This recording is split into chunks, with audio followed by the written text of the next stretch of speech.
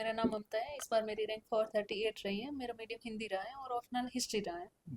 कहाँ से बिलोंग करते हैं मैम? मैं राजस्थान के जोधपुर ज़िले की रहने वाली हूँ। एजुकेशन बैकग्राउंड थोड़ा बताना जी, चाहिए। मेरे 12th तक एजुकेशन मेरे गांव में ही हुई है। इसके बाद मैंने इंटीग्रेटेड बीएससी बीएड कर रखा है। जी। जो जोधपुर से किया है मैंने। और बाकी टीचर रही हूँ। जब आपका लिस्ट में नाम आया तो पहले आप खुद देखे थे या किसी ने और देखे थे? आप क्या रिएक्शन आया थोड़ा बताना जी, चाहिए। मेरा वो था कि मुझे अपना रिजल्ट खुद ही देखना है। और अच्छा। देखने के बाद जब मैंने अपनी रैंक 438 देखी तो मैंने फर्स्ट मेरा रिएक्शन यही था कि वापस तैयारी में लग जाती हूँ। अच्छा। क्योंकि मैं अपनी रैंक से संतुष्ट नहीं थी उस टाइम। अच्छा। जी। तो पहले घर में सबसे पहले किसको बताए थे ऐसा कोई हो? एज यूजल मैंने पापा को ही बताया कि मेरा हो गया है इसमें। तो पापा के रिएक्शन मतलब देख के कैसा, मतलब वहाँ पर क्या माहौल था, थोड़ा बताना चाहिए जी, उस टाइम। क्योंकि सभी लोग वेट कर रहे थे रिजल्ट का और एक्सपेक्टेड था कि मेरा पॉजिटिव रहेगा, तो सभी का रिएक्शन खुश होने वाला ही था सर। मैम आपके ऑप्शनल हिस्ट्री है तो हिस्ट्री में कैसे तैयारी करते थे आप? यहाँ दिल्ली में रहते भी नहीं थे, घर से तैयारी किए थे आपने? तो बताना चाहें जो बच्चे घर से तैयारी करना चाहते हैं उसके लिए आप। जैसे मेरे टोटल टाइम टेबल में 5 से 6 आवर हिस्ट्री का रखती थी मैं। और इसमें भी हिस्ट्री सेक्शनल है, जैसे एंशियंट हो गया, मिडेवल, ऐसे। तो मेरे पास ये था कि जो एक तो सर के नोट्स थे जो मैंने क्लास के दौरान बनाए थे खुद ही लिख के, और दूसरा ये थे बुकलेट थी। हम्म। उन बुकलेट के साथ कंपेयर करके वो नोट्स से कुछ अतिरिक्त चीज़ें होती वो बुकलेट से मैं मिला लेती थी। और फिर मेरे पास वो 3,000 के करीब क्वेश्चन की सर की बुकलेट है, उसमें से मैं उस जो टॉपिक पढ़ा है उससे रिलेटेड मैक्सिमम मेंस के क्वेश्चन लिख देती। हम्म। इससे क्या, जब मैं क्वेश्चन लिख पाती, क्योंकि क्वेश्चन का अपने पास वो सॉल्यूशन नहीं होता है, सिर्फ क्वेश्चन होते हैं। तो जब मैं क्वेश्चन लिखने में सक्षम थी तो मैं सोच लेती कि हाँ, अपना तैयारी सही जा रही है। कितने आवर देते थे आप स्टडी में उसमें ऑप्शनल में? ऑप्शनल में 5 मैक्सिमम रहता, 5 से 6, कभी मतलब एग्जाम के नियर बाई होता तब 6 चला जाता, या सिलेबस पूरा नहीं होता तब 6 चला जाता। हम्म। तो कितने क्वेश्चन आपने प्रीवियस ईयर के क्वेश्चन लगाए थे आपने? जी, जैसे सर की वो बुकलेट है उसमें मे बी 3000 के करीब क्वेश्चन है, उसमें से मैंने 2000 तो लगाए ही है। 2000 क्वेश्चन किया जी। आपने? तो मतलब अब तो हो गया स्टडी जीएस, और इसका जीएस में भी बहुत होता है। तो जीएस में आप फर्स्ट सेकंड थर्ड के कैसे आपने किया अभी तैयारी? अच्छा जी, जीएस के लिए मैंने क्योंकि मेरी तैयारी 2021 से की है, इसमें मैंने अलग अलग सब्जेक्ट के अलग अलग हैंड रिटन नोट्स बनाए, और वो नोट्स कहीं कुछ नोट्स बुक से लिए, कुछ अतिरिक्त कोचिंग नोट्स से लेके उनको पढ़ के अपने हैंड रिटन नोट्स बनाए, GS 2 3 सब में। एससी और एथिक्स के लिए सर मैम क्या जी। करते थे आप थोड़ा बताना, क्योंकि ज़्यादा नंबर आने यहाँ साथ। जी, जैसे ऐसे हैं, ऐसे में अपन प्रैक्टिस से कर सकते हैं, और ऐसे में जनरली हम क्लासें लेते हैं, उसमें बता दिया जाता है, यूट्यूब क्लास पर भी आप देख सकते हैं। तो उसमें क्या है, ये बता दिया जाता है कि ऐसे में अपने को अप्रोच क्या रखनी है, उसी अप्रोच को फॉलो करते हुए हम ऐसे प्रैक्टिस के साथ कर सकते हैं। और जहाँ तक एथिक्स का है, एथिक्स का आप किसी भी कोचिंग के नोट्स ले लीजिए, या एथिक्स की कोई बुकलेट आती है उसे ले लीजिए। हम्म। उसके बाद जो एथिक्स का अपना सिलेबस है उसकी डेफिनेशन वाइज तैयार कर लीजिए, और जो न्यूज़पेपर पढ़ते हैं तो न्यूज़पेपर से एथिक्स के जो डेफिनेशन है उनके एग्जाम्पल अपने एक तरफ नोट कर लीजिए, फिर प्रैक्टिस है। अपने एनसीईआरटी की तैयारी की थी क्या आपने? जी, मुझे एनसीईआरटी करने की ज़रूरत नहीं पड़ी। एनसीईआरटी जनरली ये होता है कि हिस्ट्री के लिए करते हैं हम। तो हिस्ट्री के लिए तो मुझे ज़रूरत ही नहीं पड़ी एनसीईआरटी की। और दूसरा ये ज्योग्राफी वगैरह क्या, मैंने सीधे बुक से की है, तो उसमें भी मैंने एनसीईआरटी नहीं पढ़ी है। करेंट अफेयर का कितना योगदान है, कितना करना, कितने ईयर के करना चाहिए आप? मैगजीन एक फॉलो करते थे, दो करते थे, आप थोड़ा बताना। मैं न्यूज़पेपर फॉलो करती थी, इंडियन एक्सप्रेस, डेली पढ़ना होता था मेरा। तो लास्ट में जब कंपाइलेशन होता है उस न्यूज़पेपर से मैं नोट्स तो जनरली बना लेती जो इम्पोर्टेंट होते हैं। और जब लास्ट में अपन के प्री या मेंस जब नज़दीक होता था तब वो ईयरली कंपाइलेशन आता है, वो मैं 2 से 3 बार रिवाइज कर लेती। जैसे आंसर राइटिंग में एक ही पेन यूज करते थे या अलग अलग पेन यूज करते थे हाईलाइट करने के लिए, थोड़ा बताना। इतना टाइम नहीं होता है, हम हिंदी मीडियम वालों के पास ये होता है कि हम क्वेश्चन लिख नहीं पाते हैं। जी। जैसे मेरा ये था कि इस बार हर एक पेपर में एक क्वेश्चन छूट गया था, और वो मैं पहले ही डिसाइड कर लेती कि अपने इस बार कौन सा छोड़ना है इस पेपर में। तो अच्छा। 10 नंबर वाला ही छूटता था हमेशा। हम्म। क्योंकि वो स्पीड वेरी मैक्सिमम स्पीड थी, फिर भी वो हम नहीं रख पाते, अपनी स्पीड में रह नहीं पाते। तो पेन चेंज करें, उनमें हाईलाइट करें, इतना समय ही नहीं रहता है, तो एक ही पेन से लिख दीजिए आप। डायग्राम का बनाने से कितना योगदान है, टाइम बचता है क्या, ज़्यादा मार्क मिलता है क्या, बताना चाहे थोड़ा। डायग्राम से होता है ये कि आगे वाले को ऐसे ध्यान लगा के अपने को खींचना नहीं पड़ता है, सीधा दिख जाता है कि ये चीजें हैं, इसने ये लिखा है। तो इससे अपने आप वो क्वालिटी पता चल जाती है। दूसरा ये, डायग्राम से टाइम भी बच जाता है, अपना टाइम ज्यादा अच्छा मैनेज होता है। हम्म। अभी पीटी के प्रीवियस ईयर कितने से ईयर से कितने ईयर के लगाना चाहिए, आप कितना लगाए थे थोड़ा बताना चाहिए, कैसे तैयारी करना चाहिए? जी, प्रीवियस ईयर क्वेश्चंस होते हैं वो बहुत इंपॉर्टेंट होते हैं। मैंने 13 से लगाए हैं, 13 से 23 चॉइस जो भी है वो लगाना, और साथ साथ जैसे जैसे टॉपिक करते जाओ वापस पढ़ते जाना उन क्वेश्चन को कि कैसे आया इस टॉपिक हम्म। से, कितनी गहराई से आया। तो और प्रीवियस ईयर क्वेश्चन आप मार्केट से उठा के लेके थे या ऑनलाइन करते थे, कैसे करते थे, क्योंकि घर पे आप तैयारी करते थे? जी, ऑनलाइन मिल जाती हैं ये कंपाइलेशन की, प्रीवियस ईयर इस टॉपिक के ऐसे क्वेश्चन ऐसे। आजकल डिजिटल जमाना में हम कुछ भी ले सकते हैं ना, तो डिजिटलीकरण का वही फायदा उठाओ। चैट जीपीटी एआई के यूज किए थे क्या आपने स्टडी में?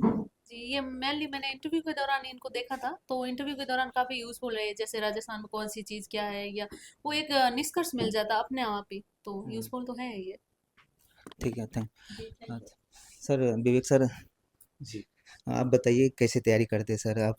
अ, मेरी तैयारी का थोड़ा लंबा संघर्ष रहा, प्रीलिम्स पास नहीं हो पाता था पहले। कौन सा आइटम था सर ये? मेरा चौथा प्रयास था। अच्छा। पिछले 3 बार में प्रीलिम्स नहीं हुआ था, जी। तो ये अपना पहली बार प्रीलिम्स हुआ, तो मेंस की तैयारी उन टाइम में कर चुका था मैं। हम्म।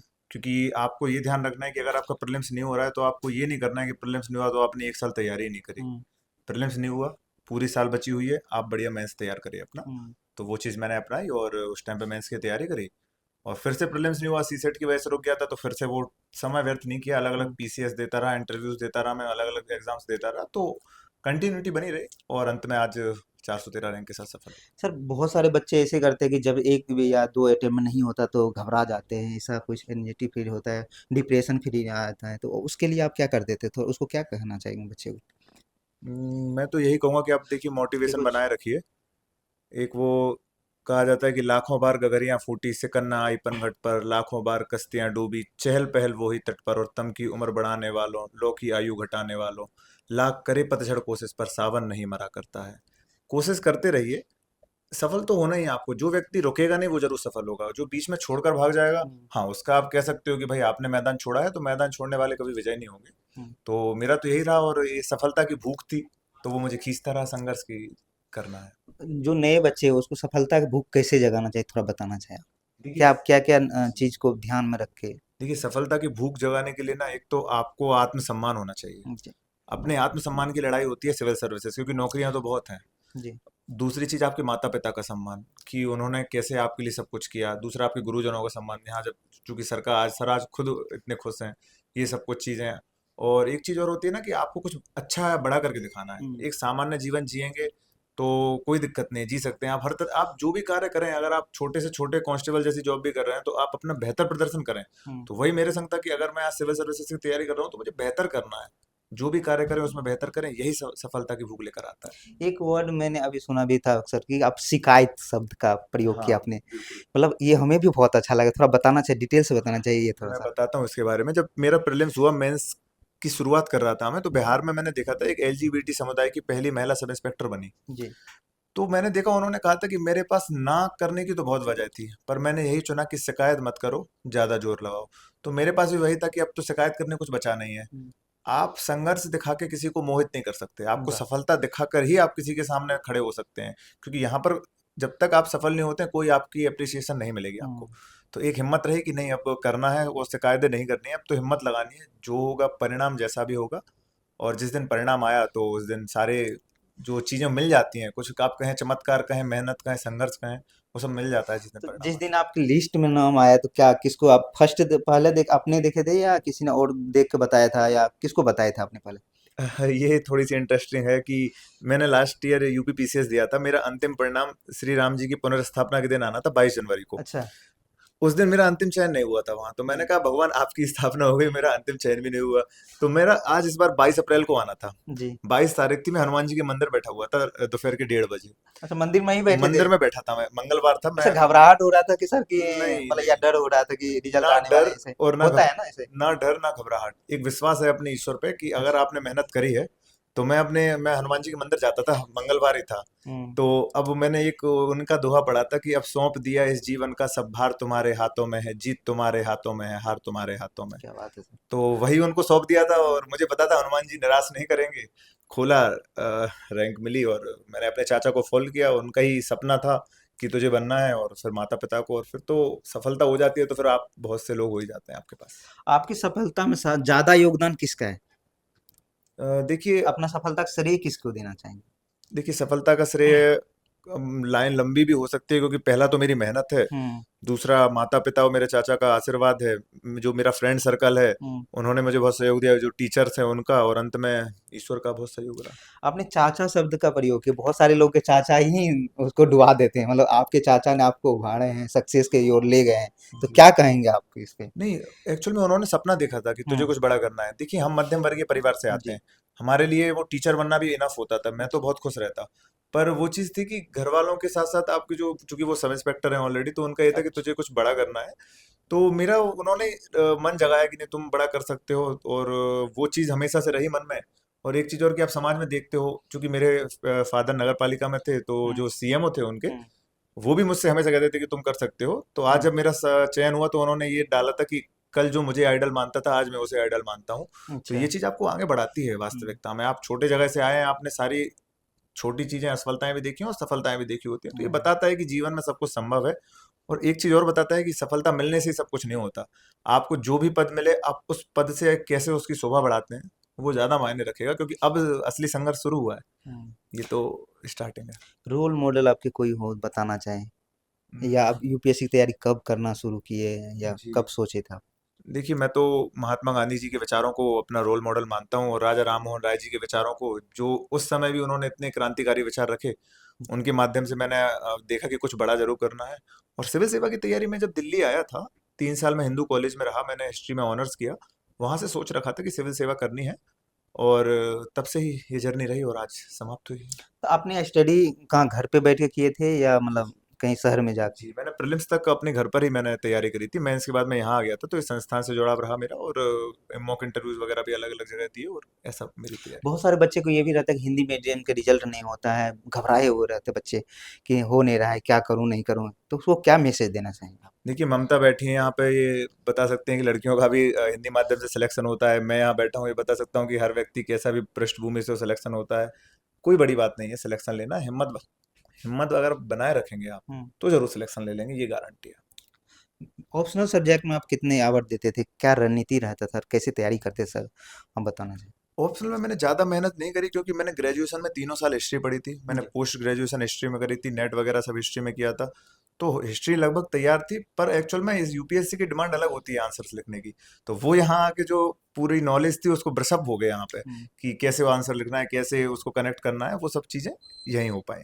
मणिकांत सर के टीम और मणिकांत सर के क्या योगदान रहा आपके ऑप्शनल सब्जेक्ट में, थोड़ा बताइए, या जीएस में भी रहा, थोड़ा बताइए। देखिए, सर का योगदान शब्दों में गिनाऊं तो बहुत ज़्यादा योगदान रहा, और वास्तविकता में इतिहास यहीं से सीखा मैंने, हम्म। कि कैसे उत्तर लिखे जाते हैं, कैसे सारे कार्य किए जाते हैं। और संस्थान से जो मैम, जब मैं पहली बार आया, मैम मिली मुझे, तो इन्होंने भी बताया कि नहीं, आपको कैसे तैयारी करनी है, सारी चीज़ें रहीं। हम्म। और आज वही लोग ज़्यादा खुश हैं, मुझसे भी ज़्यादा खुशी हम्म। उनके चेहरे पर है, आप देख सकते हैं हम्म। मैम को। एक- मैम आप क्या बताना चाहेंगे, अभी विवेक भैया ने आपके नाम बताए कि मैम ने बहुत सहयोग किया था, आप क्या कहेंगे? एक्चुअली देखिए, मतलब मैं बताऊं कि सच्चाई यही है कि जो खुशी हमें मिलती है, जी। वो जब बच्चे भी सक्सेस लेके आते हैं, तो रियली हमें बहुत खुशी होती है। हमें लगता है कि चलो, मतलब कहीं तो भगवान सुन रहे हैं। हम्म। तो ये कई बार आप ये समझिए कि हम लोग भी, ऐसा नहीं है, संस्थान चलाते हैं तो कई कई उतार चढ़ाव भी आते हैं। कई हम्म। बार ऐसा भी लगता है पता नहीं यार, बच्चों को हमारी पद्धति समझ में आएगी भी या नहीं आएगी, हम्म। या ऐसे ही हम हैं। तो वहां पर मुझे बड़ी खुशी हुई। विवेक की तरह मैं भी उस भजन पर बहुत विश्वास करती हम्म। हूँ, जो मैं बताऊंगी अभी। तेरा राम जी करेंगे बेड़ा पार, उदासी मन क्यों काहे को करे। हरिओम शरण की भजन है। हम्म। मैं हमेशा जिस दिन, मतलब थोड़ा सा मैं डाउन महसूस करती हूँ अपने आप को, तो सुबह वर्कआउट करते समय मैं अपने ईयरफोन में वही लगा के भागती हूँ ट्रेडमिल्स अच्छा। पर। और उससे मैं बहुत मोटिवेटेड होती हूँ, क्योंकि मुझे लगता है कि अगर हमारे कर्म में ऑनेस्टी है, और अगर हम बच्चों के लिए यूजफुल हैं और सच्चाई से प्रयास करेंगे, तो हम्म। जरूर बच्चों को सफलता मिलेगी। और जब विवेक, ममता जैसे स्टूडेंट सिलेक्ट होते हैं, दिल से आके हमें, मतलब अपनी सक्सेस। सक्सेस का ये बताते हैं, तो बड़ी खुशी होती है। हम्म। मतलब मैं इसको शब्दों में बयान नहीं कर सकती। बहुत सारी संस्थाएं हैं ये कि कोचिंग जैसे संस्था जैसे एक बनाते हैं, आपकी संस्था ऐसा है कि यहाँ पर फैमिली जैसे अनुभव होते हैं, बहुत सारे बच्चे बताते भी हैं, तो आप इसके लिए क्या कहें? लगता है कि घर जैसे है, मतलब कोई ऐसा डर नहीं है, माता पिता जैसे गाइड करते बताते हैं आप। एक्चुअली देखिए, मैं एक चीज़ बताऊँ कि मैं चाहे वो मेरे साथ काम करने वाले हों, कभी भी मैं स्टडी स्टॉप करके हमारे मोबाइल में वो ग्रुप भी नहीं बनी है। अच्छा। मैं हमेशा स्टडी फैमिली लिखती हूँ, हुँ, क्योंकि मैं मान के चलती हूँ एक हेल्पर बॉय भी अगर सुबह आके ऑफिस खोल रहा है, तो हमारे सक्सेस में कहीं न कहीं उसकी एक बड़ी जी। भूमिका है। सेम यही हमारे स्टूडेंट्स के साथ होती है। शायद इसीलिए मैं अदरवाइज़ मुझे इतने शिद्दत से लगने की ज़रूरत नहीं थी मैनेजमेंट में। हुँ, आप नॉर्मली देखेंगे कहीं भी हायर मैनेजमेंट में जो डायरेक्टर रैंक पर होते हैं वो लोग कभी कभी अदा कदा किसी सेंटर पर 1 घंटा, लेकिन मैं रूटीन बना के जी। यहाँ और करोल बाग हुँ, दोनों जगह जरूर 5 घंटा 6 घंटा टाइम देती हूँ। यानी मैं डेली 10 घंटा से 11 घंटा वर्किंग मोड में होती हूँ, केवल इसलिए कि मैं अपने बच्चों के करीब रहूँ। जी। कभी भी मतलब मैंने अपने स्टडी में हर कोई को बोला हुआ है, अगर कोई बच्चा हमारा परेशान हो, चाहे वो स्टडी लेवल पर हो या फिर उनकी कोई पर्सनल दिक्कत हो, तो आप जरूर उनसे हमको मिलवाइए, उनको रोकिए मत। पहले बच्चे लोग को तो ये रहता है मणिकांत सर ऑप्शनल पढ़ाते तो बहुत अच्छा है, हम लोग को सब अच्छे से पढ़ाते हैं। बस जीएस में दिक्कत, अब जीएस के भी दूर हो गए टेंशन, तो आप क्या कहना? बिल्कुल, बिल्कुल। देखिए, एक्चुअली देखिए, मैं यही कहती हूँ, अभी मैंने देखा कि मतलब बड़ी हिंदी माध्यम के बच्चे कई बार डिमोटिवेटेड हो गए। हुँ, हमने उनको यही समझाया। हम बोले, बच्चे एक बात समझो, हिंदी माध्यम में आप ये देखिए कि जो सर के जो हाईएस्ट टॉपर हैं हिंदी माध्यम के, जी। रविराज अंक में, वो से तो सेकंड टॉपर हैं, हुँ, लेकिन सर की हिस्ट्री में अंक उन्हीं का सबसे ज़्यादा हुँ, है, 298 मार्क्स है जी। उनका। और अंकिता हुँ, कांति जो मतलब हिंदी माध्यम की टॉपर है, उनका 287 मार्क्स है। और अभी जो मिले हो आप ममता से, तो इनका जी। 276 है। आप विवेक से मिले हो, 270 है। मतलब इस तरह के जिसके भी मैंने अंक, उस दिन जो हसन आया था उसका जी, 251 है। जी। तो किसी का हमने 250 से कम मार्क्स अब तक हिस्ट्री में नहीं सुना है। हुँ, तो बच्चे हिंदी माध्यम में ये सोच के डिमोटिवेट ना हो कि हिंदी माध्यम में अंक नहीं आ रहा है, यूपीएससी कोई जी। डिस्क्रिमिनेशन करता है। क्योंकि आप ये देखिए, अगर डिस्क्रिमिनेशन करती तो जो अभी ऑल इंडिया टॉपर है वो तो इंग्लिश मीडियम की है, हुँ, उनके भी ऑप्शनल के मार्क्स, कम है। मतलब जो अंक मैंने 298 से कहा, आप जाके उसको निकाल के देखिए, काफी कम है हुँ, इससे। तो अगर ऐसा होता तो फिर ऑप्शनल में भी नहीं होता। जी, आप अपने पढ़ने के तरीका को बदलिए, जी। कंटेंट को सीमित करिए। कंटेंट की बाढ़ आ गई है, कोचिंग इंस्टीट्यूट्स बहुत, टेलीग्राम हो हर हुँ, जगह, सब यूट्यूब कोर्स हो, बेचने के लिए लगे बिल्कुल हुए हैं। यूट्यूब हर जगह कंटेंट बहुत मात्रा में अवेलेबल है। अब बच्चे हिंदी माध्यम के उतने प्रबुद्ध है नहीं। जी। जो समझदार बच्चे होते हैं उसमें से वो अपना काम का चीज निकाल लेते हैं। हुँ, तो नहीं, हमारा कहना है कि अगर आप में भी वो समझ नहीं आई है, वो मैच्योरिटी नहीं आई है, तो इधर उधर के ज्यादा कंटेंट से बचें। आप कंटेंट फोकस्ड रखें, अच्छे कंटेंट को, और मल्टीपल रिवीजन की तरफ जी, जाएं। और हर आप देखेंगे कि एक ही आप कंटेंट को पढ़ रहे हो, जितनी बार पढ़ोगे आपको उतने डायमेंशंस जी। खुलेंगे। हुँ, और अभी जैसा मुझे सर ने बताया कि ममता ने बड़े दिल से क्लास में बोला, हुँ, मतलब जो अब क्वेश्चन की डिमांड होती है, हुँ, कंटेंट तो वही जो आप पढ़ते हो उसी के इर्द गिर्द है, केवल आपको घुमाना आना पड़ता है। तो घुमाओगे कैसे? हुँ, अगर आपकी समझ विकसित होगी, अंडरस्टैंडिंग आएगी। जी। अंडरस्टैंडिंग तो तभी आएगी जब आप सोचोगे। हुँ, तो सर इसीलिए बार बार क्लास में बोलते हैं, जी, जितना आप पढ़िए उतना ही सोचिए। जी। आप कोई भी सर का स्टूडेंट हो, शायद हमें लगता है विवेक लोग भी जानते होंगे, सर बार बार बौद्धिक जुगाली शब्द हुँ, क्लास में हुँ। बोलते विवेक हैं। सर जैसे 2-4 एग्ज़ाम्पल भी दिए तो बहुत अच्छा लगा हाँ, हम लोग को भी सुन के। वही तो जैसे सर हमेशा कहते हैं कि पढ़ो, बौद्धिक जुगाली भी करो। जी, जब तक आप बौद्धिक जुगाली नहीं करोगे तो वही जुगाली मतलब कंटेंट। चबाना? हाँ, वही जो हमें मवेशी जब खाना जी, खाते हैं, जी, तो आप देखोगे कि वो उसके बाद घंटों बैठ के मुंह चला रहे जी, होते हैं। तो हमें लगता है अरे क्यों मुंह नहीं, वो अपने खाना को पचा रहे हैं। जी, तो सर कहते हैं पढ़िए, पढ़ने के बाद आप बौद्धिक जुगाली करिए, जी, उसको घंटा 2 घंटा बैठ के सोचिए, मनन करिए, उसको आप अंदर इंटरनलाइज करिए। जी, फिर वो आपका अपना हो जाएगा, उसको कलम से लिख डालिए, जी। वो आपका अपना हो गया, फिर आप नहीं भूलोगे। थैंक यू, है ना? Thank you. सर ये बताइए आपने चैट जीपीटी, एआई का यूज़ किए हैं क्या आपने?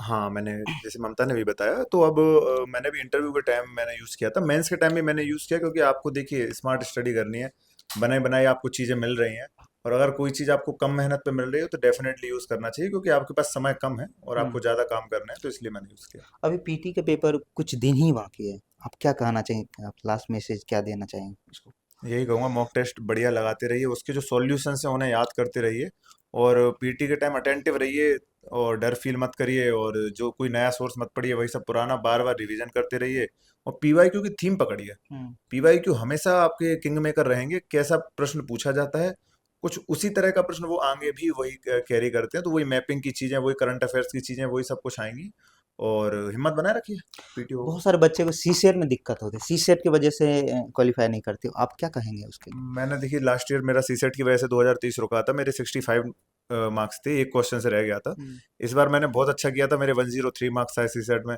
तो ये केवल बताता है कि आप मेहनत करेंगे, साफ सीधी बात है कि कोई मेहनत का सब्स्टिट्यूट नहीं मिलेगा। हम्म। जहां आपकी कमजोरी है वहां आप मेहनत करिए, मेहनत करेंगे आपको सफलता जरूर मिलेगी। कैसे करेंगे, वो ये है कि आप सीसेट में पीवाईक्यू देखिए, जो मैथ्स के कुछ कंसेप्ट हैं उन्हें देखिए, हम्म। और आप देखिए कि जो पैराग्राफ्स आते हैं, जो कंप्रीहेंशन आते हैं, उनमें ध्यान रखना है कि क्या पूछा जा रहा है, क्या उसके ऑप्शन है, और कैसे उन्हें एलिमिनेट करना है। Hmm. It's all about elimination. If you do well then you definitely got success. Elimination का कोई मेथड हो आप यूज करते हो, थोड़ा बताना आप चाहिए। समझ जाएंगे, आप अगर बार बार पीवाईक्यू देखेंगे आपको समझ में आएगा कौन सा स्टेटमेंट एक्सट्रीम है, हम्म। उसको हटाना है, कौन सा स्टेटमेंट जनरल है, शुड बी, पॉसिबिलिटी है, वो चीज़ हो सकती है। ये एक सामान्य तरीका है जो आप एक दिन में नहीं सीख सकते, बार बार करेंगे तो आप डेफिनेटली सीख जाएंगे। कितना अटेम्प्ट करना चाहिए सर, आपको तो थोड़ा बताना चाहिए, बहुत सारे बच्चे ज़्यादा अटेम्प्ट कर देते हैं कि हाँ हो जाएगा।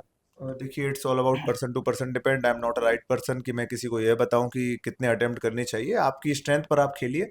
मेरी ये थी कि मैं तो मैक्सिमम अटेम्प्ट करता था, मैंने तो 90 से कभी भी कम अटेम्प्ट नहीं किए। सी सेट में भी मैंने 50 टू 60 क्वेश्चन अटेम्प्ट किए। बट अगर आपकी एक्यूरेसी बहुत अच्छी है, आप एक किताबी ऐसे व्यक्ति हैं कि आपको याद हो जाता है, तो आपको पता है कि श्योर यही है, तो हम्म। अनावश्यक रिस्क लेने से बचिए। बट एट द एंड मैं फिर कहूंगा कि आपके ऊपर डिपेंड करता है। 80 प्लस तो जरूर करें, ऐसा ना हो कि आप बिल्कुल इतने ही खेल जाएं रिस्क पे कि नहीं मेरा तो जो है वो सही है। It's not a good thing. Sir family और फ्रेंड्स का क्या योगदान है आपके सिलेक्शन में, थोड़ा बताना कुछ है? बहुत ज़्यादा है, मतलब मैं तो कहूँ कि सब कुछ ही है। मेरे दोस्त मोहित रहा, उसने मेरी बहुत साथ दी, नीतू रही, नरवेंद्र रहा, और सत्या भैया रहे, जो भी लोग, ऐसे लोग मेरे सराउंडिंग थे जिन्होंने मुझ पर विश्वास जताया। जी। मुझसे ज़्यादा उन्हें भरोसा था कि तेरा लिस्ट में नाम आ चुका है, बेफिक्र रहो बिल्कुल। और मुझे उतना नहीं था विश्वास, क्योंकि मैं सोचता था कि आप बार बार असफल हो जाते हो तो आपको अपने ऊपर से भी थोड़ा विश्वास डगमगाने लगता है। हम्म। पर फिर भी आपने अंदर हिम्मत बनाए रखी कि नहीं, मेहनत करिए, होगा। तो दोस्तों का सेकेंडरी, फैमिली, बिल्कुल जैसे कि आप देख ही सकते हो, फैमिली के बिना कुछ भी नहीं है। उनकी आर्थिक सपोर्ट उनका ही रहा कि उन्होंने इतना बड़ा किया, और आर्थिक के साथ साथ मोरल सपोर्ट रहा उनका हम्म। कि तुम कर सकते हो, यू विल डू इट। तो वही चीज़ रही कि मुझे कभी प्रेशराइज नहीं किया किसी चीज़ के लिए, हमेशा एनकरेज किया, तो वही। मैम आप बुक लिस्ट थोड़ा बता देना चाहें, क्योंकि आप एक टीचर भी हैं, थोड़ा अच्छे से बता पाएंगे। ओके, जैसे हिस्ट्री के लिए तो मेरे नोट्स हो गए, ऑप्शनल के नोट्स मेरे काम आएंगे। सेकंड होता है अपना जियोग्राफी। जियोग्राफी क्या ले किया मैंने ऑनलाइन, उसी के सर करके यूट्यूब पर उनकी क्लासें रही हैं, तो मैंने उनकी क्लासें ली थी। बाकी इंडियन जियोग्राफी के लिए जो बुक आती है जियोग्राफी की, हुसैन, क्या नाम माजिद है? हसन। हाँ, माजिद हुसैन, उनकी बुक रही थी मेरे पास, उनमें से हाईलाइट कर लिए। और ज्योग्राफी के बाद इकोनॉमी, इकोनॉमी में मैंने मनाल सर के जो सारे नोट्स वगैरह हैं वही चीज़ें पढ़ी थी, मनाल सर ओनली।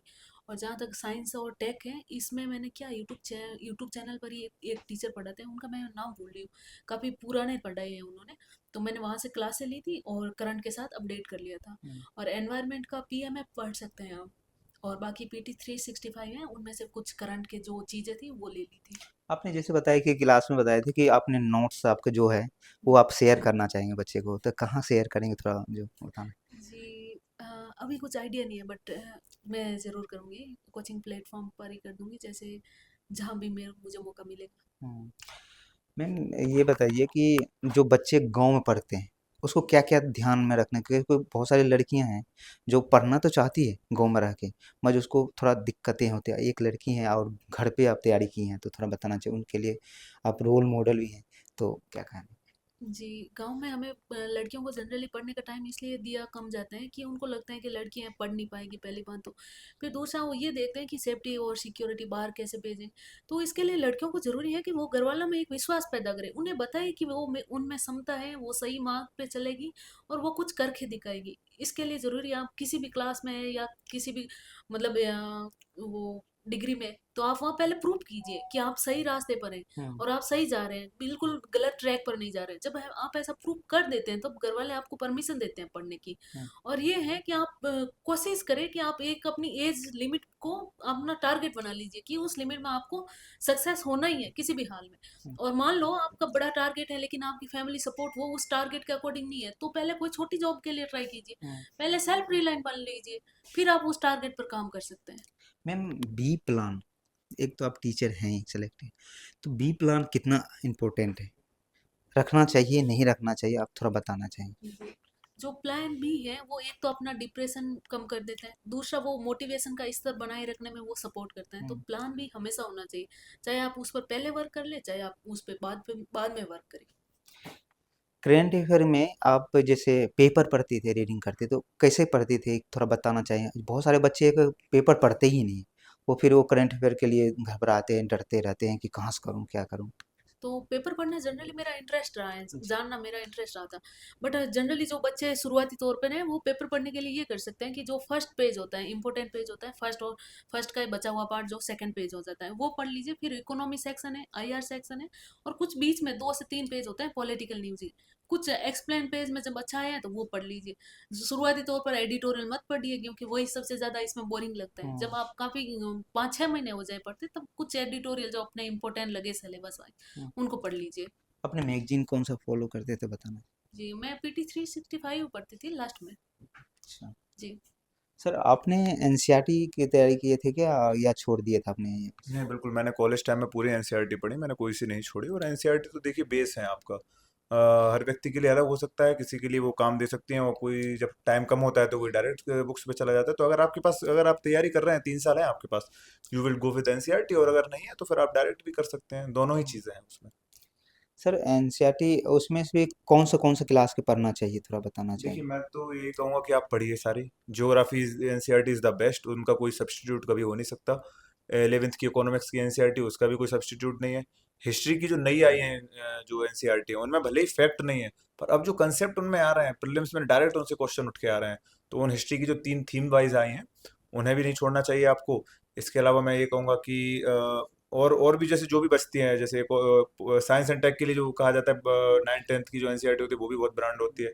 इनके साथ साथ ना आपको सीएपीएफ सीडीएस इनके क्वेश्चन नहीं छोड़ने हैं, क्योंकि यूपीएससी की थीम भी इन्हीं से हमें पता चलती है कि ये लोग क्या पूछ रहे हैं। तो वो क्वेश्चन भी अगर आप करते हैं तो it will definitely help for you.